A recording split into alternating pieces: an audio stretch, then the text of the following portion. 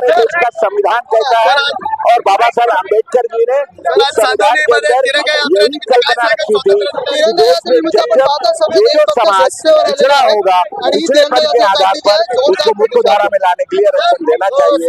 इसलिए जो समाज पिछड़ा है सबको देना चाहिए। महाराष्ट्राची जनता हुशार आहे। 15 लाखाबद्दल बोलणार, हमारे देश की सबसे बड़ी ये रीत की हड्डी है हिंदू मुस्लिम सिख ईसाई एकता, देश का सर्वधर्म सद्भाव, देश का लोकतंत्र, देश का संविधान हमारे देश की रीत की हड्डी है। माझा लाडका इसे हम सबको कॉन्ट्रॅक्टर ही मजबूत योजना करने के लिए चालवत प्रयास और आहे काम आणि त्यांना करना आम्ही जेलमध्ये पाठवल्याशिवाय थांबणार नाही। सर, येणाऱ्या विधानसभेमध्ये शिवसेनेची काय भूमिका असेल? येणाऱ्या विधानसभेमध्ये शिवसेना उद्धव बाळासाहेब ठाकरे असेल, काँग्रेस पक्ष असेल, राष्ट्रवादी काँग्रेस शरदचंद्र पवार पक्ष असेल, भूमिका म्हणजे आम्ही सत्ताधारी असू आणि ज्यांनी महाराष्ट्र लुटलाय त्यांना जेलमध्ये पाठवू। आपण युवा नेता आहेत, तर युवांना काय मार्गदर्शन करणार?